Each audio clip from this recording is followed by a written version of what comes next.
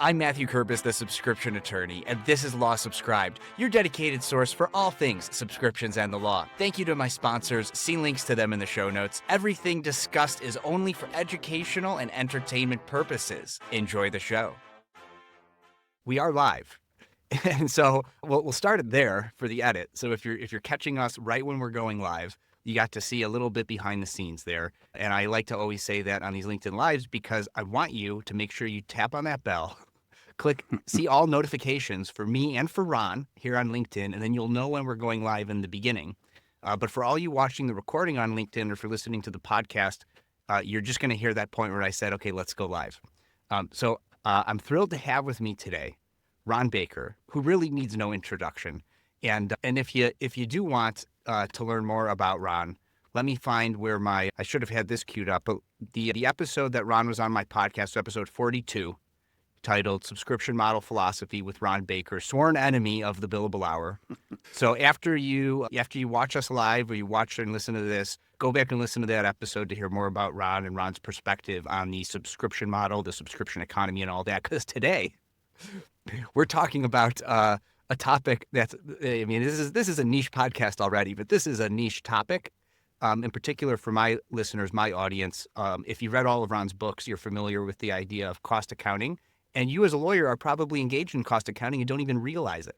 So for the people out there that's a new term for them, Ron, what is cost accounting and why don't you like cost accounting?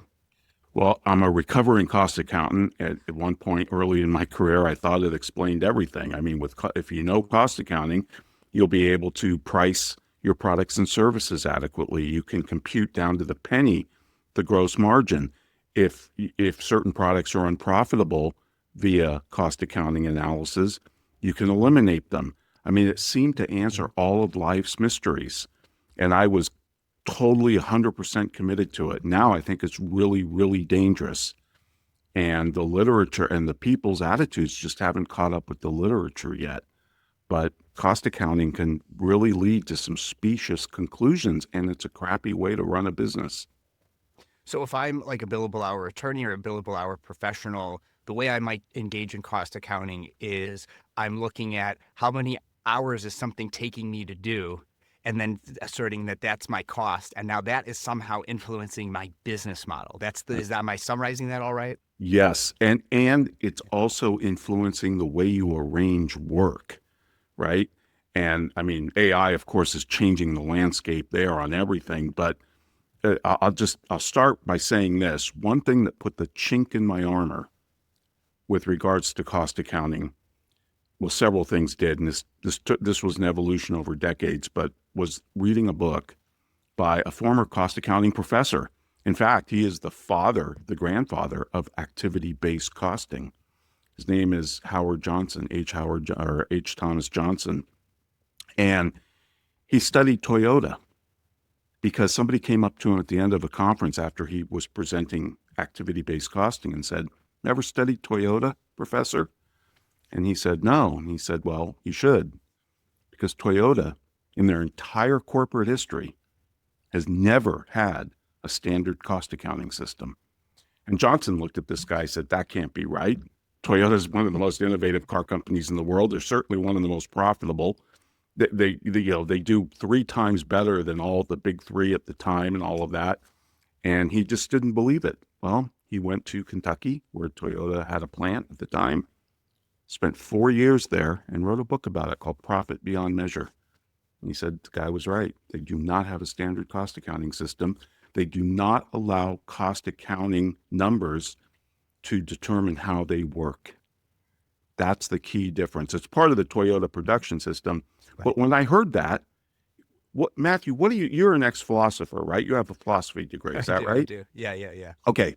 When somebody challenges your worldview with something empirical that you can go look at and see, what do you do? Do you dig deeper into your belief and go, "No, that can't be right," or "That's just an outlier"? Or do you scratch your head and go, "That's an anomaly. Maybe that questions my theory of how the world works"? Well, yeah, absolutely. What you do is you start asking more questions. I mean, that's what you want to do, right? And that doesn't necessarily mean that you get more answers. but then you start questioning what you've been assuming for a long Yep. time. Yep. Because So Richard Feynman said, science is the belief in the ignorance of experts, right? Scientists always have to question all their hypotheses. Science progresses by dissent, not by agreement, not by consensus. It progresses only by dissent. You can be one person that believes something and still be right. And there's thousands of examples of that throughout scientific history. And I was amazed when I read that Toyota doesn't have a standard cost accounting system. That was it. And people say, well, but you need more examples. No, you don't. You only need one anomalous behavior to falsify a theory. right, Really, especially a big one like Toyota.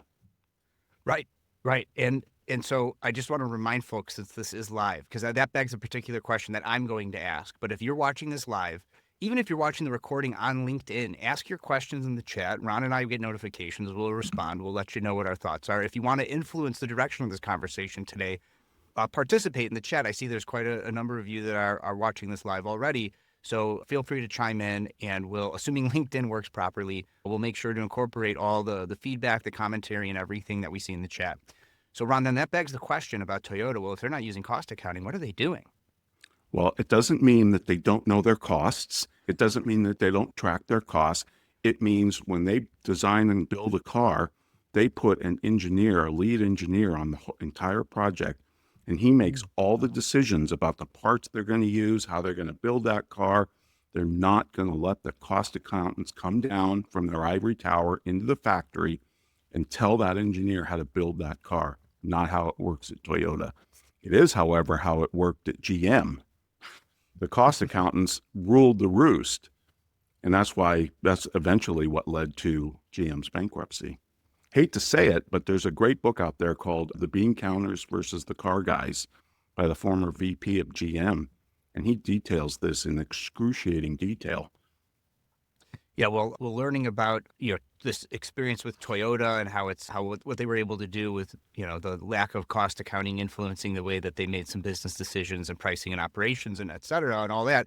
It reminds me of the book Scrum and how a lot of like lean methodologies and those types of things were taken from the way Toyota manufactured vehicles and then applied, of course, to the software industry. Now you do see in the software industry where your overhead expenses are basically nothing other than cloud and compute, that you see less of a focus on this. So I guess it's sort of easier to adopt this mindset perhaps in the software industry, though not always necessarily, Ron, as I'm sure you know in the line of work that you're in. But in particular, for my audience, for the professionals who are billing time, well, they're not Toyota. So yes, sure, here's this example that, an extremely successful, profitable company isn't using cost accounting. And now lawyers maybe just realize, oh yeah, I am doing cost accounting, and if you're just tuning in live, make sure to catch up and watch the recording. But then what for smaller businesses, for professionals, if we're not using cost accounting, what are we doing? How do we know what our costs are? Yeah. Yeah. By the way, hotels, airlines, they don't use cost accounting either. Cruise ships, things like that. But there are four primary defenses for cost accounting that I've learned over the years when I hear arguments against getting rid of the timesheet. One, we need them for pricing. Matthew, you've disproven that in your firm, right? I mean, yes. and every firm that's adopted fixed pricing or value pricing has disproven that. And there's thousands of them throughout the world. Second, we need them to track the efficiency of our lawyers. How would I know if one person took twice as long to write a brief or write a deposition than the other person? And the thing that cracks me up about that is that's assuming that you can measure precisely the productivity of a knowledge worker. It's really hard because I can be sitting at my computer and I can look busy, but I mentally I could be zoned out or I could be playing solitaire. The only way to judge the productivity of a knowledge worker is another knowledge worker reviews the output of their work, right? Like a surgeon reviewing another surgeon, a lawyer reviewing another lawyer. So the whole efficiency thing, I think, is just ridiculous because I always ask people, can you tell me your A, B, C players, I'm talking team members, in your firm without looking at any financial data? And everybody says, absolutely. You know who they are. How do we know? We know from all sorts of subjective things, right? Professionalism, pride, willingness to change, willingness to coach those above them and below them, their attitude, their professionalism, their pride, all of these things that can't be measured on a timesheet. So timesheets have nothing to do with the efficiency. I can look great on a timesheet. Look, I billed 120 hours last week. And you look at my work and go, this guy's a hack. I had to redo everything he did. So what good is the timesheet? It's just a number on a page. So I don't buy the efficiency argument. The third defense is we need it for project management. Oh my God, how would we know when to hire a new person or know when people are working too hard and they're overstuffed? It's like, well, you work with these people 10 hours a day. You don't see the cars in the parking lot at midnight grinding on things.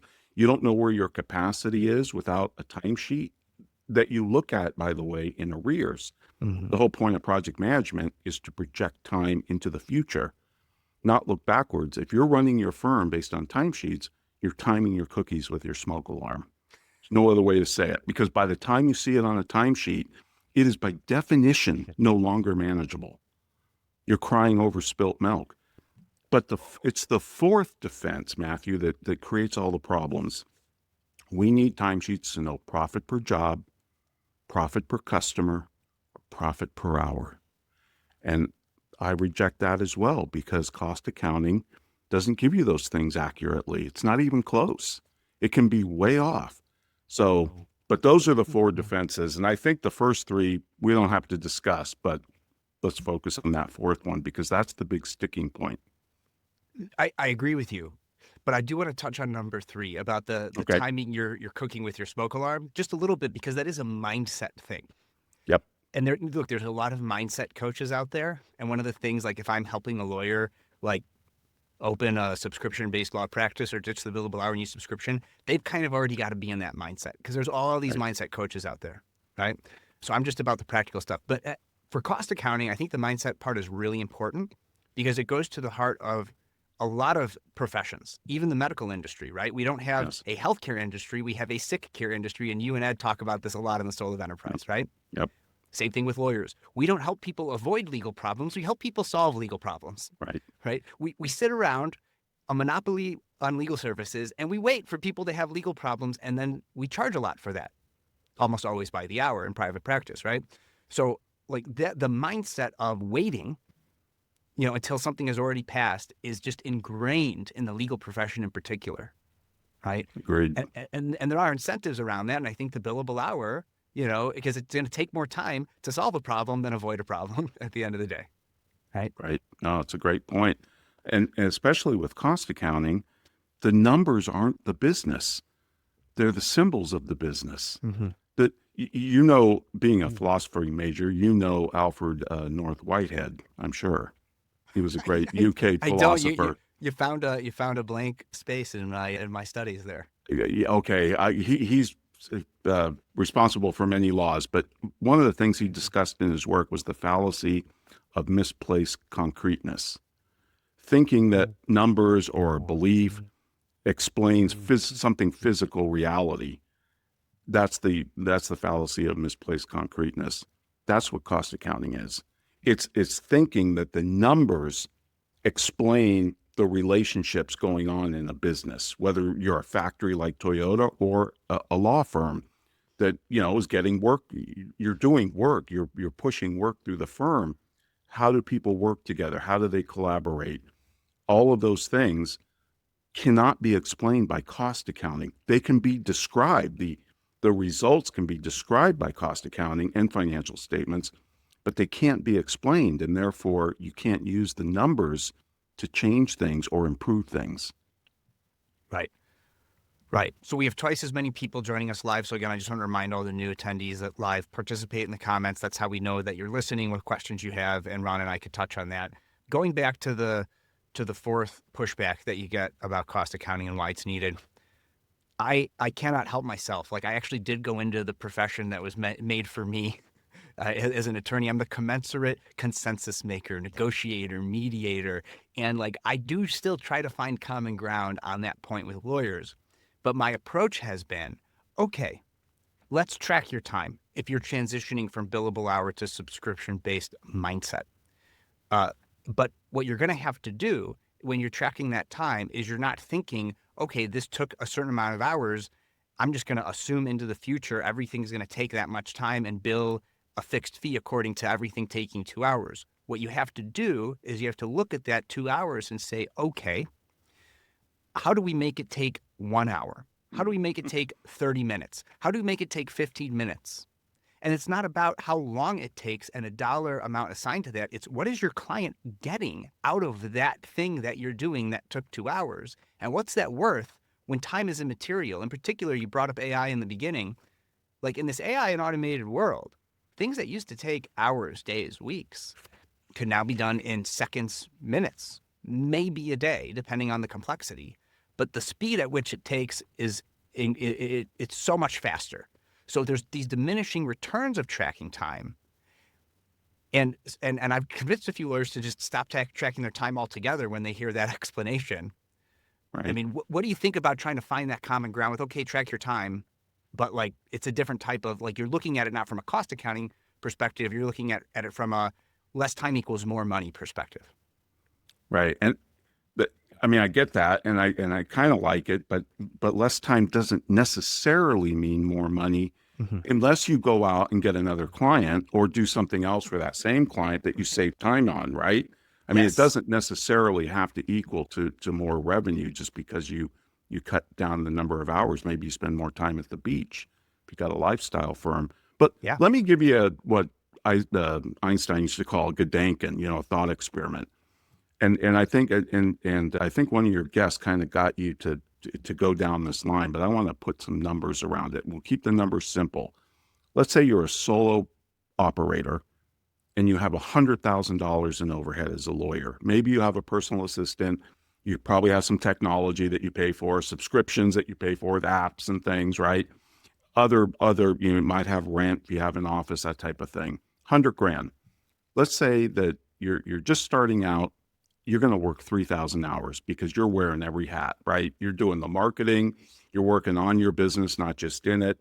So you say, I'm going to work 3,000 hours, but I'm probably only going to be 1,500 billable. So now a cost accountant comes in and says, okay, what's your hourly cost? Do I take the 100 grand and do I divide by 3,000? Or do I divide by the 1,500 of billable time that you think you're going to actually be able to bill and get paid for? Let's just assume your 100% realization, which, by the way, is usually not the case. But It is if you're a subscription law firm, but not if you're a billable absolutely, hour. Right? absolutely. So, but that's a big difference, right? Because if I divide by the 1,500 hours, I'm getting $67 an hour. If I'm dividing by 3,000, I'm getting $33 an hour, right? And I'm talking cost per hour of running the firm. Now, let's say you complete the 1,500 hours as of November 30th. You're done. You have nothing on your to-do list. You're looking forward to December completely off. And then a new client walks in on December 2nd and says, Matthew, I've got this project, should take 100 hours. Now, what do I do now? Because now it's 1,600 hours into 100 grand, which is $63. So I've been over allocating $4 for every single client prior to that December 2nd client. Now, I want you to think, we're talking about a solo. Take a huge law firm, clients coming in and out, projects going all over the place. Tell me how accurate this is. Tell me how possibly we can take the cost of toilet paper and rent and toner cartridge and everything else that we buy and divide it by the hour and break it down by the minute. We give Wall Street a bad rap for being too short-term focused. They only care about quarterly earnings and all of that. What are we doing? We're trying to compute profit on an hourly basis for an interdependent system like a firm based on relationships and work and clients and all of these things, and trying to break it down per hour. It's nonsensical, and it's not going to be accurate. By the way, it has nothing to do with cost. If you didn't bill that additional $100 an hour, your costs wouldn't have changed, your cash wouldn't have changed. We tend to think of allocated costs like it's cash coming out of our wallet. It's not. Remember the old days when you paid $1 a minute, let's just say, for a long distance phone call, but you paid 25 for local calls. What's the cost per call for local calls? Don't make me do math live on air, Ron. Well, you can't, because it would depend on the number of calls, because the Oh, point sure. is you're paying the Yeah. flat rate, right? You're Right. paying Right. $25 whether you make 0 calls or you make 1,000 calls.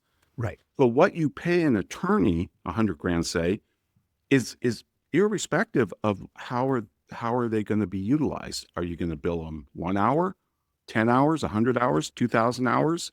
The cost wouldn't change, regardless of how utilized they were. Right. And Right. this is the dirty little secret. Customers don't have costs. Firms do. Because most of our costs are rent, labor, technology. That's it. Yeah. And irrespective or regardless of how we utilize them, we're going to pay whatever that fixed cost is, just like the local phone service. So why try and allocate it out? Because it's also going to be dependent on volume.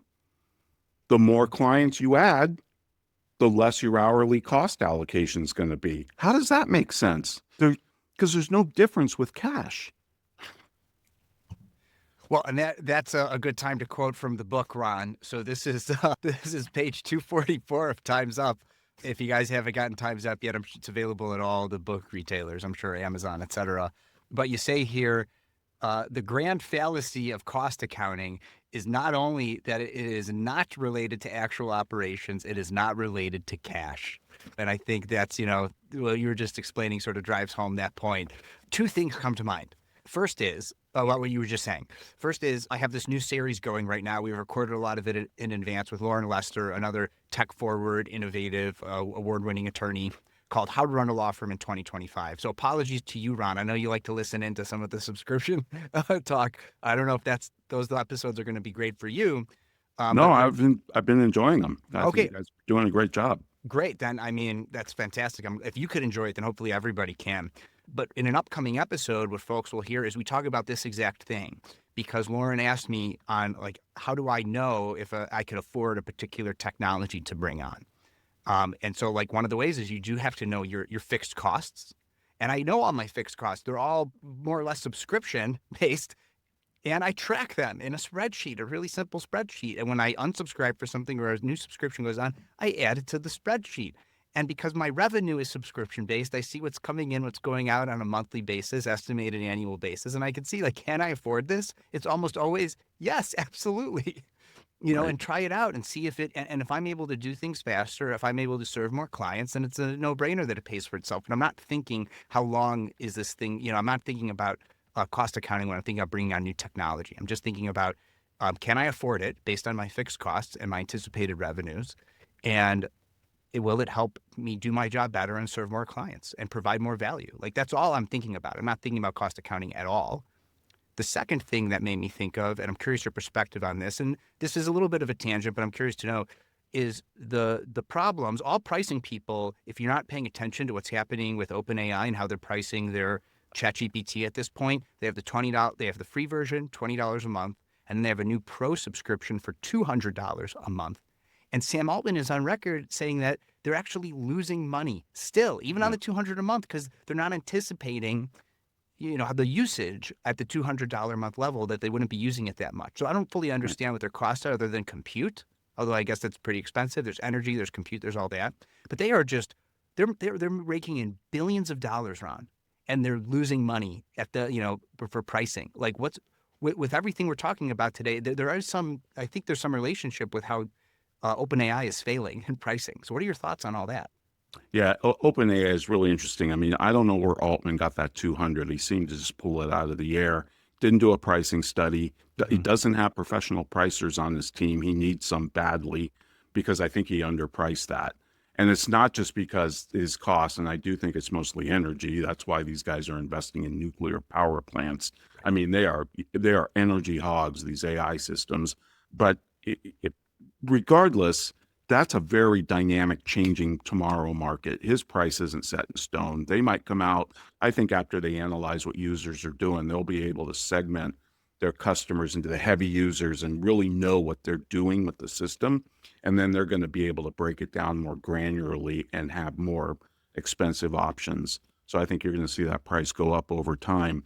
But for us in law firms and professional firms, what what matters is, that we serve our customers, but we serve the right customers as well. And this is why I like what you've done, Matthew, with your access philosophy, your purpose and your mission about serving as the GC of like families, that normally wouldn't have access to a lawyer. I love that because you're positioning a specific type of customer. You're not trying to go after everybody. And that's a big part of this as well, because people get hung up about, oh, how should I price I have big clients and I have small clients and everything in between. Well, that's not a pricing problem. That's a strategy and positioning problem. Are you McDonald's or are you Morton's? Both sell steak, but completely different positioning and strategies going on. And by the way, you can't be both. Right. A brand can only stand for one thing, and you can't be McDonald's and Morton's. And if you try, you're going to confuse the market. You're going to confuse your people internally.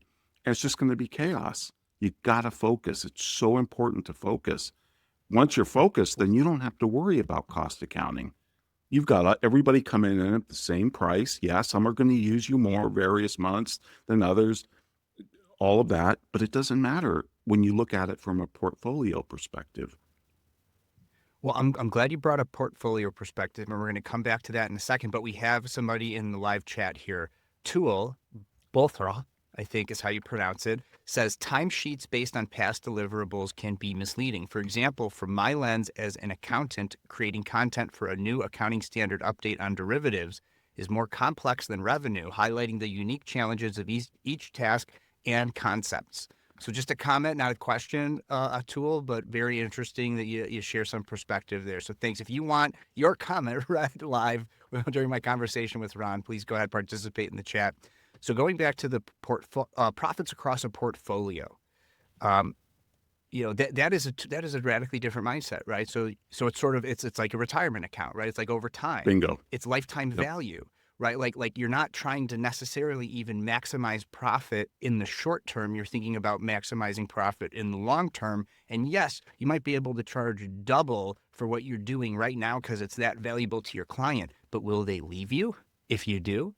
Versus will they stick around for the next 30 plus years if you charge them the right amount where they're getting the right value and you're going to make a multiple on what you would have made in the short term, right? So that's tough for lawyers. I know about thinking about lifetime value versus right now, profit. Right. That's what I love about the subscription model is it takes you away from the math of the moment per hour, per job, per customer, and puts you in, we're building lifetime value here. We're building lifetime annuities that are valued greater than the cost of acquiring them. And if that's your now goal to build lifetime value, you're looking at that relationship completely different. Client might need you more certain months because they're going through a tough time. You spend more time coaching them or just sitting there listening to them. And you think, oh, geez, I'm not billing I'm not hitting my billable time. No, you're making an investment in a relationship that's got a lifetime value. And the billable hour completely ignores that. Yeah. Yeah. So with that, Ron, I understand that you'd like to talk about this a lot and you have a little PowerPoint that maybe would be useful for the audience to take a look at. So based on the conversation we've had so far, do you think there's any particular slides or resources that you want to highlight for folks if this is interesting for them? Yeah, let me do this. I'll try and keep this very short. So let's see. You can see that, Matthew? I could see it, and I'll monitor the LinkedIn in a second here to Okay. make sure they could see it. I'm sure it'll come up. I want to come back to these books because these are the books that you need to read if you really, really want to challenge the entire cost accounting paradigm. Almost everybody's familiar with The Goal. It's one of the number one business books ever published. The guy sold over millions. L.U. Goldratt, he was actually a physicist, and his whole thing is the theory of constraints. And this is important too in firms because it's where the bottlenecks are in the work. And the Goal uses this great analogy of going on a Boy Scout hike with a bunch of kids. The fattest kid is going to set the pace of that hike. No matter who you put behind him or in front of him, the fattest kid is going to determine the pace of the entire hike, because that's the bottleneck. No matter how efficient your firm is before the bottleneck or how efficient it is after the bottleneck's going to determine the pace of the work that moves through your firm. Mm-hmm. And that was Goldrat's central insight. And it was brilliant, because you may be able to locate that bottleneck and optimize it, but then the bottleneck will shift somewhere else. And that's certainly true in knowledge work. So that is a great book to read. Profit Beyond Measure is H. Thomas Johnson, and he's the one that studied Toyota. It's a seminal book. And then my late colleague, Reginald Thomas Lee, wrote 2 books, Lies, Damn Lies, and Cost Accounting. The best title of any book ever published, I think, is right there. And then his Strategic Cost Transformation. I did write the foreword to that, but Reginald blew my mind. Reginald was responsible for really, I think, tearing down cost accounting, which is ironic and beautiful, because Reginald's an engineer. And the thing I've never understood about cost accounting, Matthew, is the biggest proponents of it tend to be CPAs, and they didn't create cost accounting. Engineers did.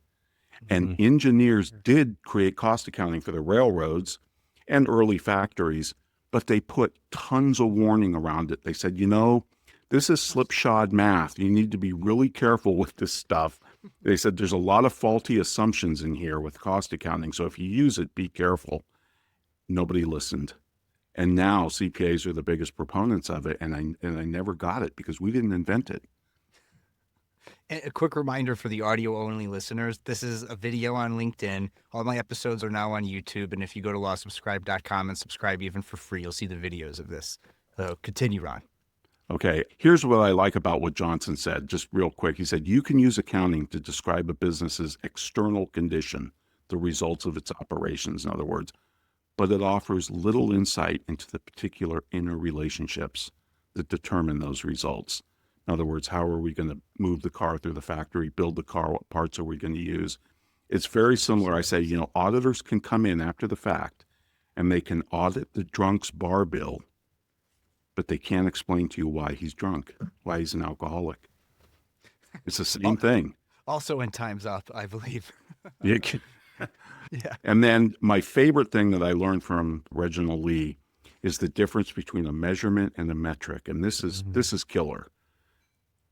If you and I walk outside with a thermometer, if it's a good thermometer, we're probably going to get the same measurement. That's a standard scientific measurement. It's going to be relatively accurate. But when it comes to metrics, like cost accounting, the outcome is determined by the method that you use. So, for example, valuing inventory, there's different ways to value inventory in standardized, generally accepted accounting principles. You can use the average cost method, the FIFO method, first in, first out, LIFO. I know I'm talking to mostly lawyers. I don't want to go too far in the weeds with accounting, but these are generally well understood. You've probably heard of FIFO and LIFO. Yeah. Right? Yeah. Look at the differences in net income that these 3 different metrics compute. It's astonishing. And it just adds zeros to this. You can see what a big impact this has. And the point is, it's not a measurement. It's a metric. If you stand at your door and count the number of people that walk in, that's a measurement. You're counting, but it's not affected by your assumptions. The metrics are. And so there are something like 6 different approved cost accounting methods: marginal costing, lean costing, activity-based costing, standard costing. Matthew, each one of them will throw off a different number for the exact same set of numbers, which shows you that it has nothing to do with costs. And I know before we went live, we gave the example of Steve Jobs. When he returned to Apple as interim CEO, ICEO, they called him, in 1997, I think it was, he said Apple was losing $1 billion a year as a company. He said, but each division within Apple was profitable. How does that happen? It happens because these allocations, your cost allocations, are completely arbitrary, and they're lousy math. And that's how it happens. And then we sit around and take these numbers as gospel and the oracle of Delphi and make decisions based on it that are specious. Let me give you an example of this, a real concrete example. Another thought experiment. Let's say you wrote a book, Matthew, and you want to sell this book for $15. Now, how to run a law firm in 2025. You go out to a printer, and the printer quotes you, I'll print you 10,000 books for $10,000, $1 a book. And you go, okay, that's pretty good, because that would be, a nice gross margin, right? 93%, I think I computed for that. So that does look pretty good. But then somebody quotes you a digital print option. They'll print 5,000 books and they'll cost you $8,000. So it's $1.60 a book. Now, if you're just looking at cost accounting, that's an 89% gross margin as opposed to a 93% gross margin on the first option. If you're just thinking about margin, which option are you going to select? Well, if I'm just thinking about margin, I select the first one. You select the first one. And most people would, including, by the way, General Motors. We're going to produce this car at this quantity because the more cars we produce, the lower we can drive down the average price of the car, right? Which, if you think about it, makes no sense, because if you produce 500,000 cars as opposed to 200 or 250,000 cars, you're spending 4 times as much on tires, twice as much on engines. From a cash perspective, you're bleeding, because what this isn't looking at is demand. What if the demand is only for 5,000 books? Now let's take a look at gross revenue from a cash perspective. In the first option, you'd produce $65,000 in net revenue. Does that make sense? You sell 5,000 books at $15, you get 75,000. You take out the 10 grand that you spent. Now you'd have inventory. You'd still have books left over. But if the demand is only for 5,000 books, you're going to net 65,000. If you use the second option, you're going to net $67,000. Add 3 zeros or 6 zeros to this, and you can see the problem of just thinking about gross margin and driving down the average cost and getting sucked into that $1 a book as opposed to $1.60 a book. And this is what cost accountants do. And this illustrates the problem with their thinking. They're not taking into account demand. Right. It's almost like we just made everything up. That too. One of the things that jumped out to me in the cost accounting part in the book again was when you're quoting lies, damned lies, and cost accounting, and it says one of the 3 reasons why it's a bad practice: to get a cost, you have to create and force math relationships that do not exist. And this is the point you're driving home with these examples, ultimately, right? Yep. It's a line that I think of all the time whenever I run into something like this is what's his face? Drew Carey from Whose Line Is It Anyway? Everything's made up and the points don't matter. I mean, I think about that all the time. Love that show. Ron. Love that show. All the time. And he was talking about the show, but I'm thinking about just everything. Our whole society is just based on everything's made up and the points don't matter. Yep. You said it when you said, how do you know if you can afford a new software? Because you're looking at your cash flow. Now, put aside the fact that subscription makes that much more predictable for you. You know exactly what your MRR is. You know what when you're going to get it and all of that.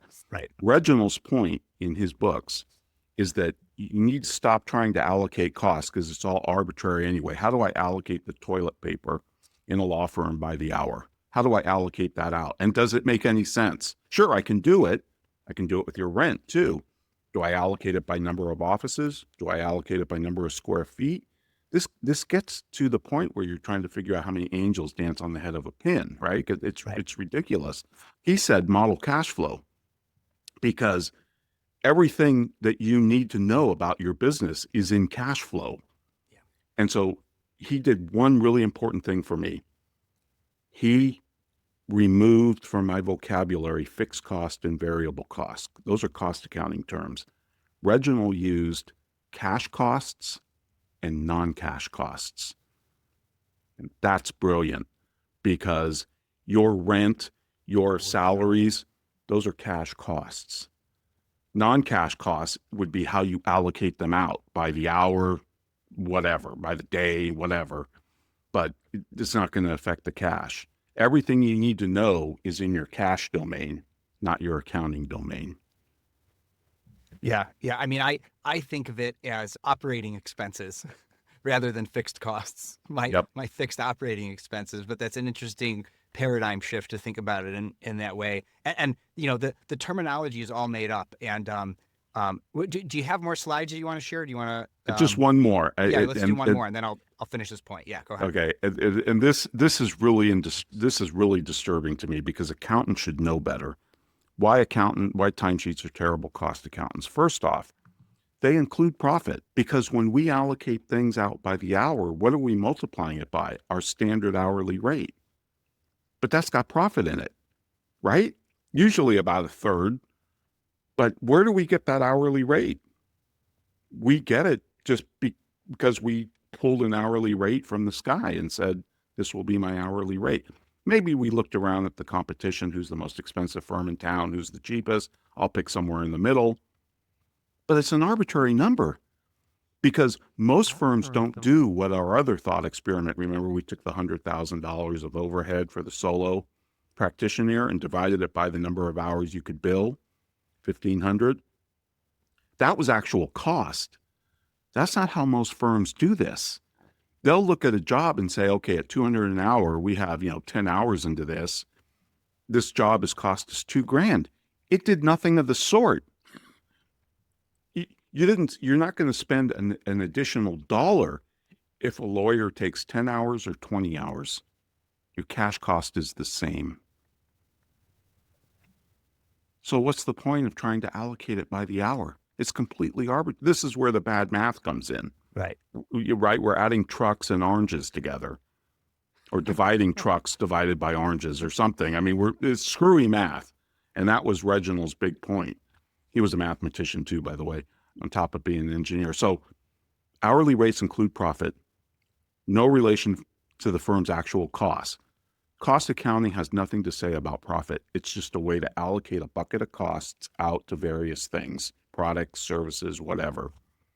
The other thing is you're attempting to run a P&L on every hour, which is insane. It'd be like dieting and weighing yourself every 2 minutes. That's the short-term thinking I was talking about that a lot of lawyers are fixated on. Absolutely. We're looking at the math of the moment, and it's not even accurate. Not only that, but the timesheets themselves aren't accurate because people lie on their timesheets. We all know it. We all did it. Everyone who's ever filled out a timesheet, borrowed time, ate time, moved time, shifted time. There's all sorts of games played. They're not even accurate. If you're watching this live, the last week of every month, like every fourth week, I still have interviews for my podcast, and I talked to a couple of lawyers there, and we deep dive on your number 3 point, and we talk about that because they a common phrase I hear, I'm sure you've heard it, Ron, is, well, on this one we lost, on some other ones we win. Well, you're only winning and losing when you're attempting to run a P&L on every hour. Yep, it's completely arbitrary. It really now. No doubt you can have a profitable company or a profitable customer and they're still the wrong fit. And you probably shouldn't have them because they're sucking up capacity for better fit customers. Right. But that's not a cost accounting issue. And cost accounting isn't going to be able to tell you that because that requires a judgment about the customer. Right. And exactly right into point number 4 is what we talk about, is how then you're not thinking about it in terms of lifetime value for that relationship.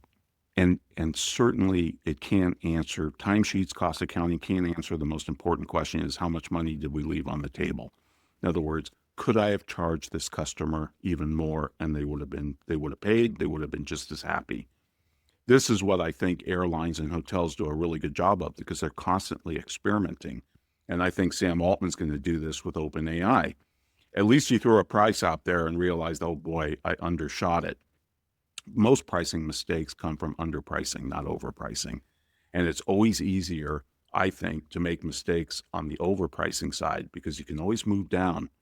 It's going to be much harder for Sam to move up unless he creates a very compelling value proposition for, AI users that see more value in it. Right. And a friend of our shows, I think he was a recent guest on yours, Mark Stiving, like that's his whole thing is number 5, right? And he Yep. just published a new book on the topic, Yep. instant profits, right? Yep. How to And raise your prices. Yeah. right. Don't leave any money on the table, in other words, right? Yep. But it's complicated. Like it's not an easy thing to answer necessarily, but the point is that you have to be thinking about these things when pricing your fees as a professional, and cost accounting just isn't going to get you there. It's not, because again, time has nothing to do with value. It has nothing to do with cost.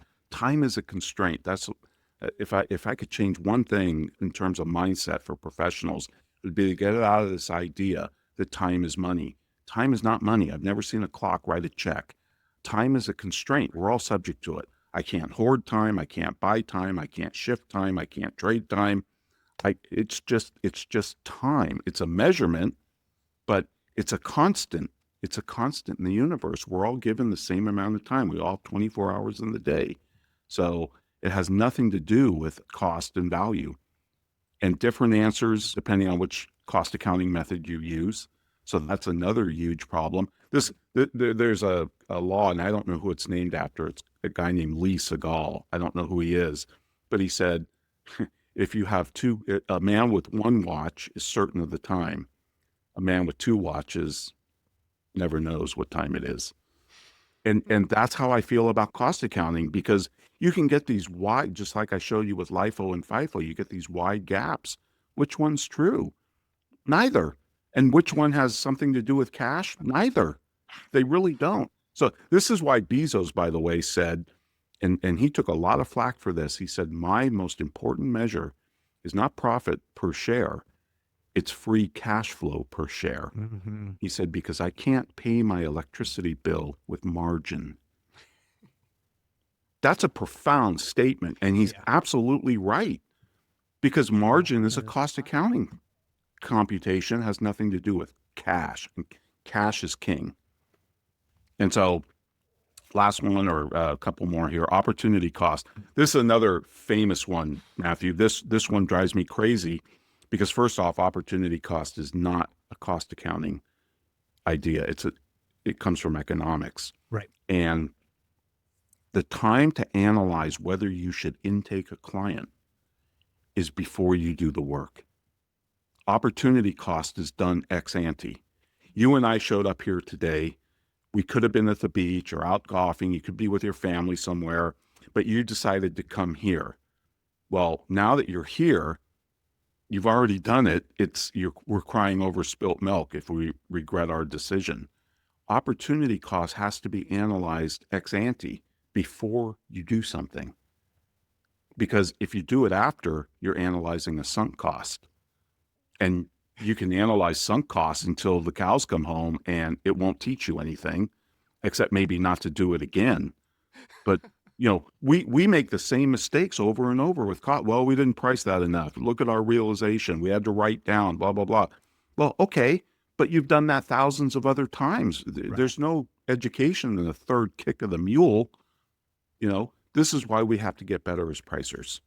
Let me tell you about the brand new sponsor for Law Subscribed, Paxton. I've been using Paxton as my legal AI tool for over 2 years. I continue to evaluate and demo other legal AI tools in the market and still decide to stick with Paxton because of its reliability, its accuracy, its ease of use, affordability, and they do not lock you into a long-term contract. Now, as a transactional and fractional general counsel attorney, I'm using Paxton for all of my substantive and non-substantive legal work, whether that's legal research, analysis, drafting, or enhancing existing legal work product. In the time it used to take me to draft and analyze legal documents, now, after a little bit of back and forth with Paxton, I have something ready to go in minutes that used to take hours or even days. While I'm no longer a litigator, I could see how valuable Paxton would be when researching a new issue, preparing for a deposition, drafting a motion, or going to trial. So if your firm would benefit from using Paxton as your legal AI tool, then make sure to use the link in the description when signing up to let Paxton know I sent you. That's all about our new sponsor. Now back to the show.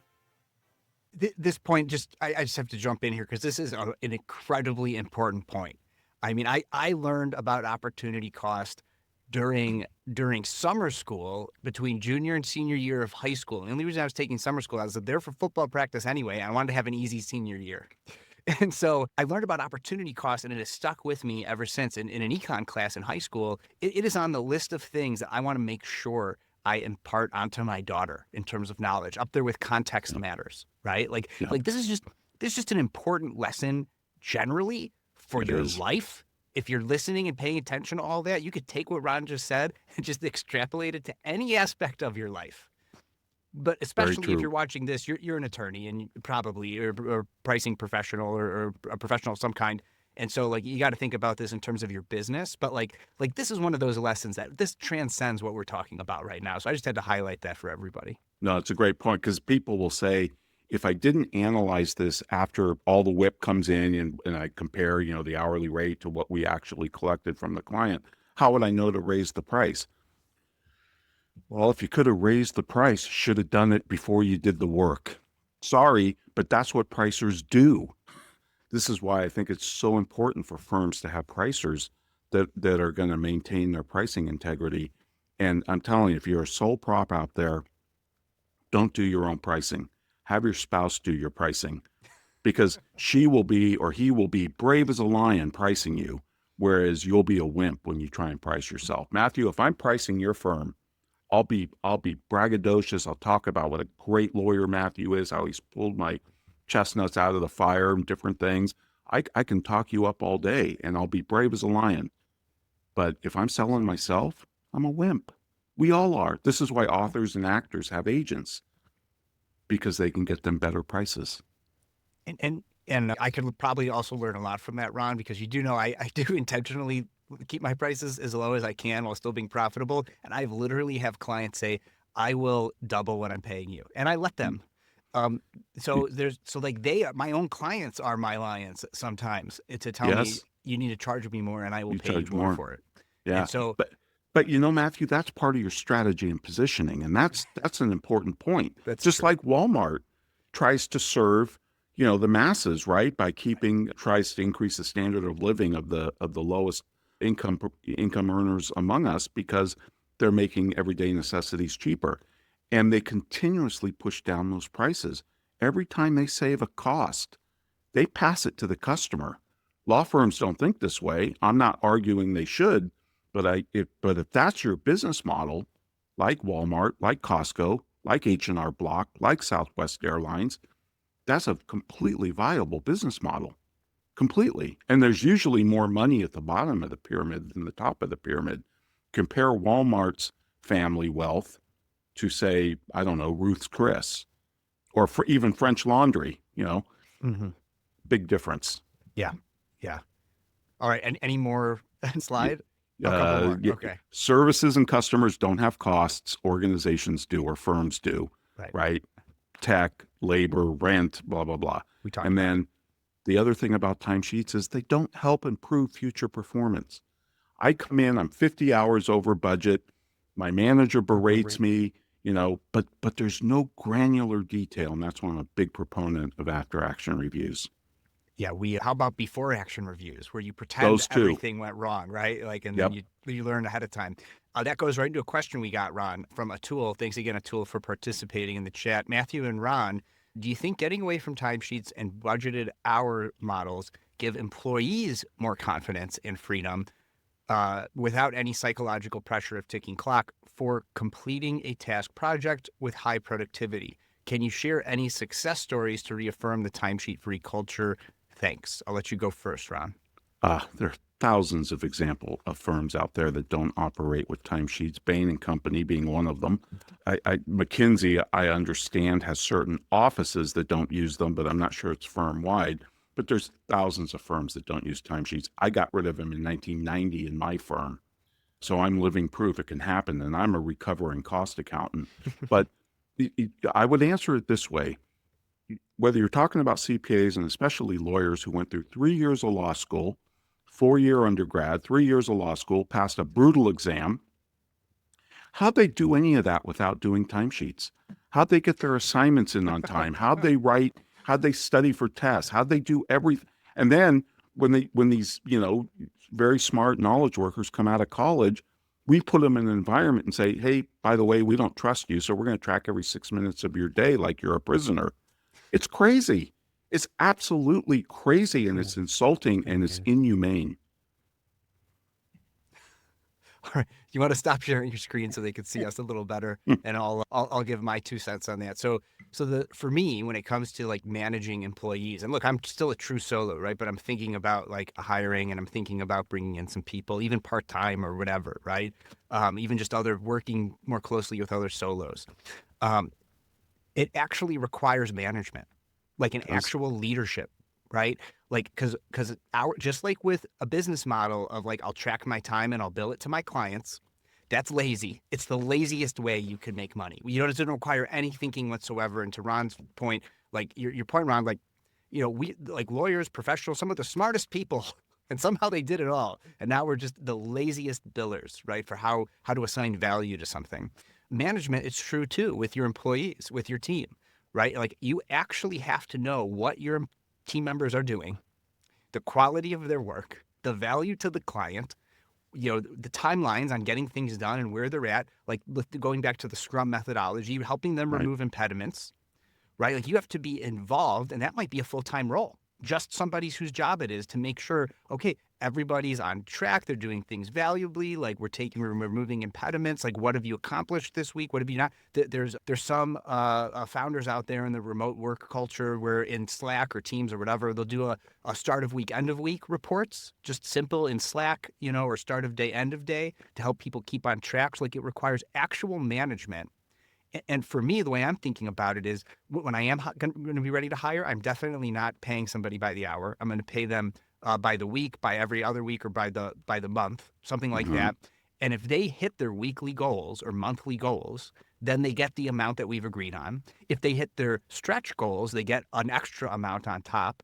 And if they get their super stretch goals done, then they will get double whatever I'm paying them because I want to incentivize them to just get the important work done that needs to get done. I don't care if you finish it all on Monday, the first Monday of the month, if it all gets done, because the value that's creating for me, for the revenue I could generate for my firm, for the value that's going to the client. Now, you can't because there are things that have to be done every day, right? But the right. idea is I don't care how long it takes as my employee.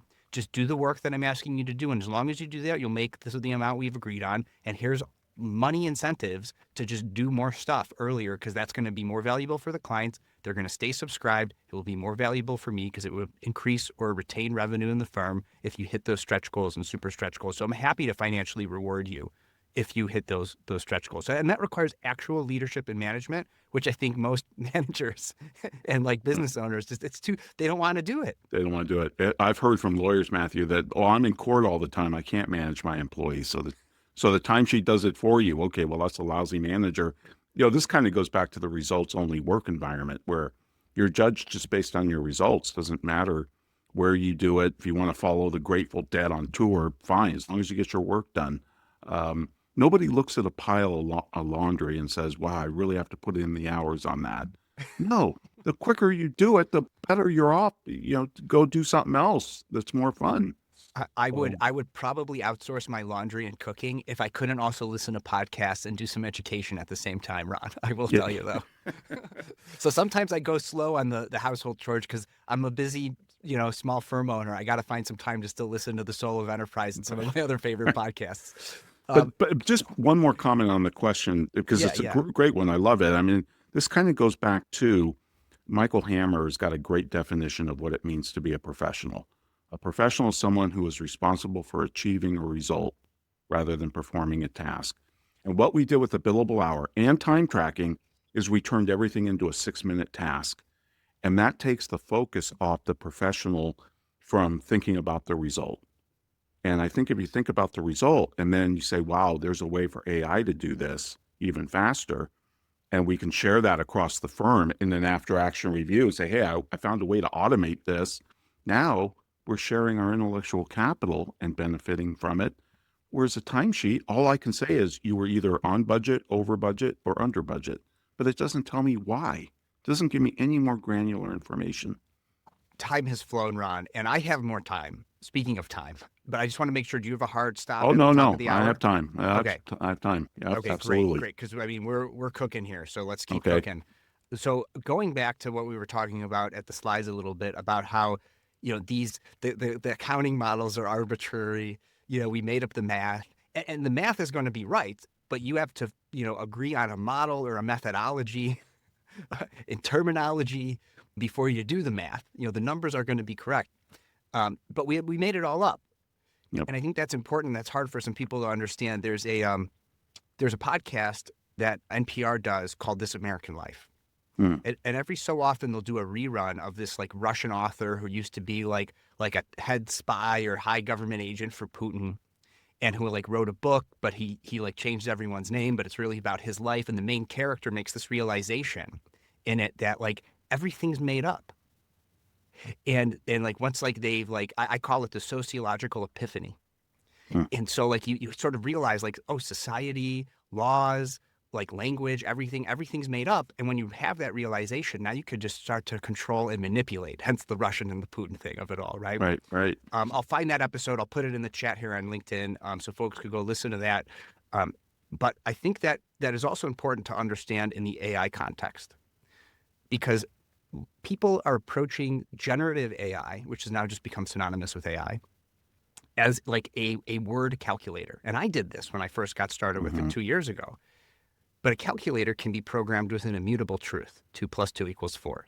Once you program it, it's always going to get it right. But as you and I have been talking about today, even math-related things like cost accounting, and it's all made up. Language is made up. Going to Plato's forums to bring it back to philosophy. Like we use language to talk about objective things in the real world, but it's all subjective. Right. We made it all up. And so they say AI hallucinates, but it's design, it's language. It's probabilistic. It's like people who said that, oh, the pollsters got it wrong when Trump beat Hillary the first time because she was supposed to win, 80% chance of her winning. That's an 80% chance. The pollsters didn't get it wrong. The less probable thing happened. And when AI hallucinates, it's just the probability. It's the small percentage of the time those are the wrong words that are supposed to come next. Because we made up language. It's all made up. Everything's arbitrary. It's a great point. I just heard Mark Andreessen make this point. It kind of blew my mind.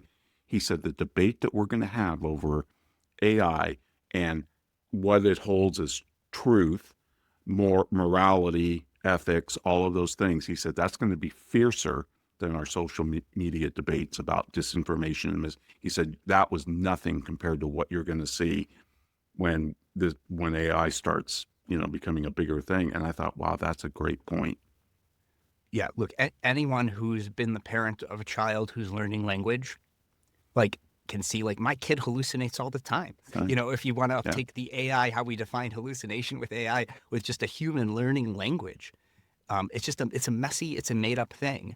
But we like to think like it's easier to live in a black and white world and to just see things as absolutes. That's just not the world that we're living in. And so if you've been using, to bring it back to cost accounting, if you're looking at cost accounting, if you're tracking time to see what your costs are, to know what you need to charge in a value-based or subscription-based model, just understand we made it all up. Yep. And just like you're making up that time equals money, and that there are better ways, there are more valuable ways, and that's what we've been talking about on today's call. Absolutely. And by the way, I think humans hallucinate too. I know I do. I'll spit out something that isn't true all the time. We do it too. Right. So just rattle off a few more comments here from Thomas O'Brien. Ron, great material, methodologies, and concepts. Love these very powerful remarks. And again, from Atul, thanks for participating in the chat. Thanks us for our insights and everything. So thanks to everybody joining us today. Any other concluding thoughts on this topic, and then we'll talk about what you're doing with Ed Class and the upcoming merging of Times Up Club and Meta Consulting Academy. Well, Ed Kless, my colleague that I do the Soul of Enterprise with, he's a project management expert. And let me just share with you one thing that he taught me about project management that is so powerful. He's got a great article about this too, called Project Management for Knowledge Workers, published by the Journal of Accountancy. I'll get you that link so you can put it in the show notes. But he said project managers will do two things. when they say you hand one of your associates a file, I don't know, they have to write a deposition or something, and you tell them, I think this should take about a day, 8 hours even, break it. So you're projecting hours. You're doing the timesheet in advance. Project managers call that estimated effort. We think it'll take about a day. Now, that's not what the project manager cares about. If you spend 10 hours on that, 6 hours on that, project manager is not going to care a whit. What the project manager cares about is not estimated effort, it's duration. Why did that deposition that we figure should take about a day not get to the customer for 3 weeks? Because that's where the bottlenecks are. Mm-hmm. So, project managers think about building a building, right? When's it going to go live? When are people going to be able to actually go into the building and work? That's what they're working on. They're projecting, they're doing the timesheets in advance, and they're not going back to compare projected to actual, like we accountants fetishize over that, right? We always have to know, well, if we projected something, we should compare it to actual. It's another thing that cost accounting does, which is completely bogus. And that's a really good point about the difference between duration and estimated effort. Now, if I gave you something that said this should take 8 hours and you did it in one, then my God, I'd want to spread that across the firm. What did Matthew, he used AI to do this. He wrote this protocol or this macro on a spreadsheet, whatever it was, I'd want to share that. If you took 20 hours to do something we thought should take 8, I'd kind of want to know that too, because maybe this is the first time you've done it. So you've never climbed down the learning curve. Maybe we didn't give you any education on this, or maybe there's a problem at home. None of that's going to come off a timesheet. You're only going to get that granular information if you have an after action review where you actually talk about the work that you just did rather than just frenetically moving on to the next thing on your to-do list. I mean, this is why for knowledge workers, this is why stepping back and analyzing what you just did is so important, and to talk about it. What did we do? What were the objectives? What actually happened? And how could we do it better next time? We don't do that, and we don't do that because it's not billable.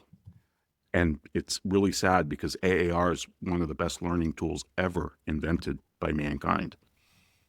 Another problem with that, and one of the reasons why somebody might end up taking 20 hours on something, is because the billable hour disincentivizes teamwork. Absolutely. Because now you've got 2 people billing hours on this thing, and it's doubling the costs for the client, right? Yep. There was this resolution in the American Bar Associations and Bar Associations. We have like governing bodies. It's like, and we pass resolutions that don't really do anything, but sometimes they do. But there was this resolution that came through about trying to like incentivize courts to allow for, or maybe even require, young associates to be brought on for important oral arguments and other things. Mm-hmm. And it's a great idea. And we want to be teaching the younger associates to come up and to learn from experience without just having to go off on their own and figure it out, which is how most lawyers learn.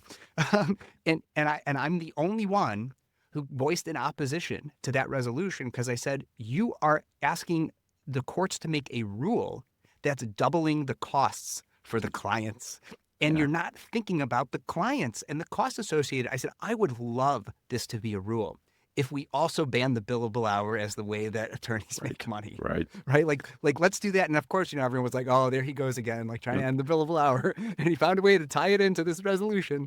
But that's the truth. Is it disincentivizes teamwork, which means something that could have taken an hour is going to take 20 because not all the lawyers or the knowledge workers are going to be working together to solve that problem. Right. Did you ever read, Matthew, and this was years ago, I forget the year, the ABA they had a commission on the billable hour, and the foreword to the report was written by Justice Stephen Breyer. No. And you think me and you have said terrible things about the billable hour. Oh, geez, he thrashed it the way only a Supreme Court justice could do. He thrashed it. Said this, and I cite it in one of my books. I think it's Firm of the Future, but it blew my mind. I said, wow, I thought I was tough on the billable hour, but I'm sure you'll be able to find it. Well, with the power of perplexity, Ron, I already found it. Okay. It was a 2002 ABA commission on the billable hours report, on billable hour report. And so I'm sure with a Google search or one of these citations in Perplexity will take me to that. So thank You will you. enjoy it Yeah, thoroughly. that's going to be It fun. could be a whole show. Just That read what he wrote. It stands on its own and it's timeless. upcoming Law Subscribed episode Awesome. dedicated to it. All right. Awesome. Well, with that, I'm sure we could go on, and we will, and there'll be future conversations that Ron and I will have on this. But to wrap things up a little bit, tell us about what you're working on now with Ed, because I'm sure the listeners will be super interested to learn about it and see how they could join and participate. Well, Ed and I do the Soul of Enterprise together, and we've been working together forever. But Ed's always been an employee of Sage, the software company, the accounting software company. And last year, he was let go from Sage. And so he went out and he started this thing called Meta Consulting Academy.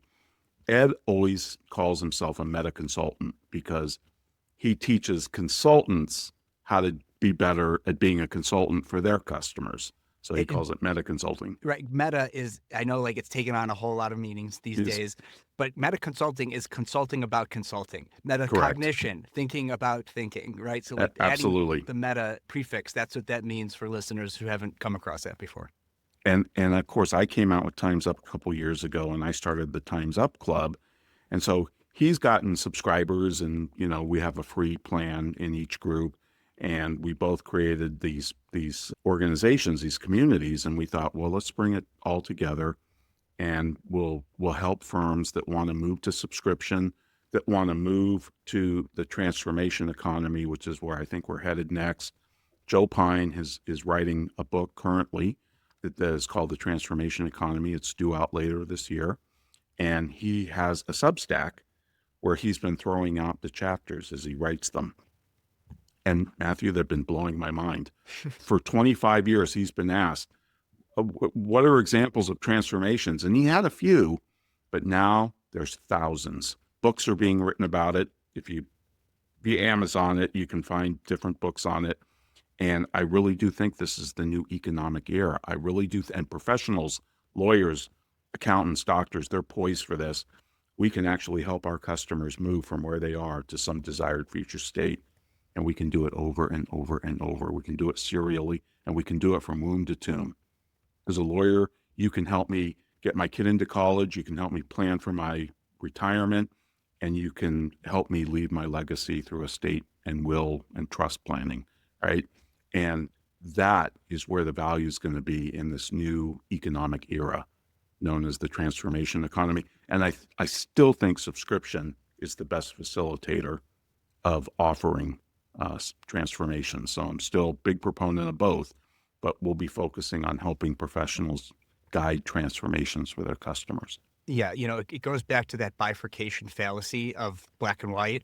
And like transformation, you might think, it's human nature maybe even to think, oh, I've transformed. Done. I've transformed. Right. But that's just not the reality. Things are not black and white. You don't transform and you're done. Transformation is ongoing, which is why subscription fits really well in with that. And I had one more wrap up point, and this, I'm trying to monitor the chat, and I lost track of my wrap up point, Ron, with that. But if there's anything that I could do to help out, let me know. For folks who are watching this live, we don't have the link to that group yet. But at the time that this is live on my podcast feed, so go to lawsubscribe.com where you could subscribe for free, or any podcast app that's out there, on YouTube. It's youtube.com/@lawsubscribed. And if you're watching this not live and the recording, we'll have links in the show notes and everything for folks who want to join and sign up for that. Excellent. Thank you, Are you Matthew. ready? Are you ready to reveal the name, or we're going to keep that a secret for right now? Yeah, no, the name's Threshold, kind of, at the threshold. It's kind of that, we played around with liminal because I love this idea of the liminal space. You're not in the past, you're not in the future yet. It's why the groom carries the bride over the threshold, right? You're moving from a single life to a married life, but you're not there yet. It's this liminal space, and threshold kind of conveys the same thing. So we want to be at the threshold of helping people move into the transformation economy. Amazing. I will have to, if I recover those lost thoughts, I'll have to just do post it in a LinkedIn post. Excellent. You know, where's all the link? Like I'm probably when I go back and edit this video and I hear what you said before, it's going to come back to me for sure. If folks want to, you know, subscribe, listen, follow up, you know, buy your books, where's all the links? Where's all the places they could go? They can find me on LinkedIn. I'm one of the influencers on LinkedIn, so I have a lot of content up there. They can find me on X at Ronald Baker. They can also find me at thesoulofenterprise.com. That's the radio show I do with Ed. And since we're now putting both websites together, I don't have a website yet to give you, but it is going to be thresholdnow.com eventually. And also they can email me at ron@verasage.com, which is V as in Victor, ERASAGE.com. All right. Well, with that, Ron, stick around because LinkedIn is a little tricky sometimes when going off live. So thank you, everybody, for joining live. And to everybody else, thanks for tuning in. So Thanks, everyone. And thank you, Matthew. Thank you, Great Ron. conversation.